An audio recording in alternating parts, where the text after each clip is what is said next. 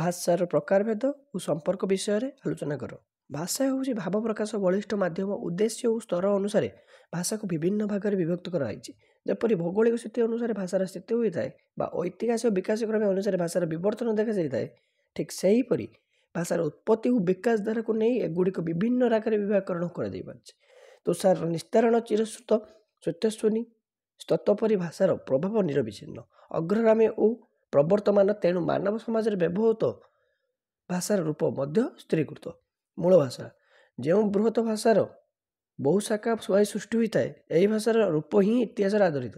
ଓଡ଼ିଆ ଭାଷାର ସୃଷ୍ଟି ଇତିହାସ ମୂଳରେ ଆମେ ଇଣ୍ଡୋ ୟୁରୋପୀୟ ଭାଷା ପାଉ। ଓଡ଼ିଆ ଭାଷାର ମୂଳ କି ଇଣ୍ଡୋ ୟୁରୋପୀୟ, ଏହା ଗୋଟେ ସର୍ଟ କ୍ୱେଶ୍ଚିନ୍।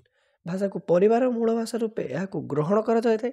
ଯେଉଁ ମୂଳ ସ୍ଥାନରେ ଗୋଟିଏ ଭାଷାଭାଷୀ ଲୋକ ରହିଥାନ୍ତି ଓ ସମୟ ଅନୁସାରେ ଜନସଂଖ୍ୟା ବୃଦ୍ଧି ହେତୁ ଆବଶ୍ୟକତା ପୂରଣ କରିବା ନିମନ୍ତେ ସେଥିରୁ କିଛି ଅନ୍ୟ ସ୍ଥାନକୁ ଚାଲି ଆସନ୍ତି, ଫଳରେ ସେମାନଙ୍କର ନୂତନ ସ୍ଥାନ ନୂତନ ଭୌଗୋଳିକ ବହୁ ପରିବର୍ତ୍ତନ ପଡ଼ିଥାଏ।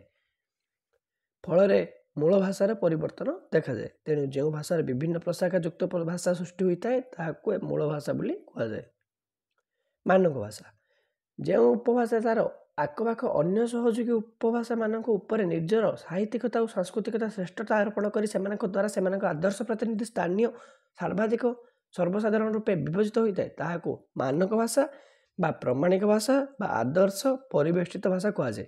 ମାନକ ଭାଷାରେ ଅନ୍ୟାନ୍ୟ ନାମ ବି ଅଛି, ଯାହାର ଅର୍ଥ ହେଉଛି ମାନକ ଭାଷା, ପ୍ରାମାଣିକ ଭାଷା, ଆଦର୍ଶ, ପରିବେଷ୍ଟିତ।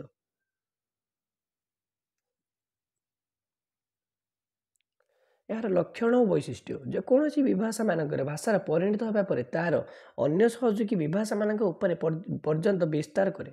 ମାନକ ଭାଷାରେ ବ୍ୟାକରଣ ଦ୍ୱାରା ନିୟନ୍ତ୍ରିତ। ଏହା ଉଚ୍ଚାରଣ ନିର୍ଦ୍ଦିଷ୍ଟ ଫଳରେ କିଛି ଲୋକଙ୍କ ପରେ ଏହାର ରୂପ ପ୍ରାଣୀ ହୋଇଯାଇଥାଏ।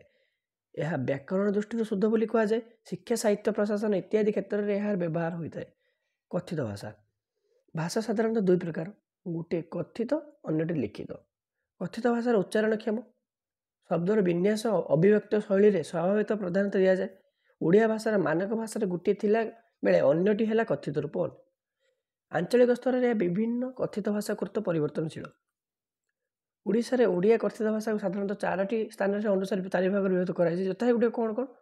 ଦକ୍ଷିଣାଞ୍ଚଳ, ପଶ୍ଚିମାଞ୍ଚଳ, କଥିତ ଭାଷା ଆଉ ଲିଖିତ ଭାଷା। ସରି, ଏଠି 3 ଭାଗରେ କରାଯାଇଥିବ। ମଧ୍ୟ, ତତ୍ସମ, ତଦ୍ଭବ, ଦେଶଜ ଓ ବୈଦେଶିକ ଶବ୍ଦର ବ୍ୟବହାର ମଧ୍ୟ କରାଯାଏ। ଉପଭାଷାର ଆଞ୍ଚଳିକ ବୋଲି କୁହାଯାଏ।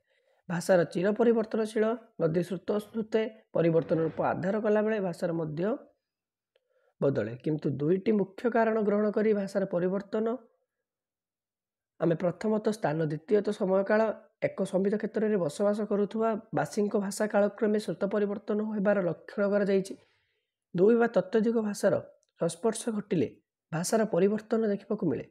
ତେବେ ବିଭିନ୍ନ ସ୍ଥାନରେ ବା ଆଞ୍ଚଳିକ ଭେଦ ଭାଷାରେ ପାର୍ଥକ୍ୟ ଥିବାରୁ ଏଗୁଡ଼ିକ ଉପଭାଷା ସମ୍ପ୍ରଦାୟ ଅନ୍ତର୍ଗତ ବିଶେଷ କିମ୍ବା ଛୋଟ ଛୋଟ ଦଳ ବିଶେଷ କରି ପ୍ରତିଟି ଭାଷା ରୂପେ ଉପଭାଷା। ହିନ୍ଦୀ ଭାଷା ପ୍ରଖ୍ୟାତ ଭାଷାବିତ୍ ଡକ୍ଟର ଭୂଳତ ତିୱାରୀ ଉପଭାଷାକୁ ବୋଲି ଅଭିହିତ କରିଛନ୍ତି।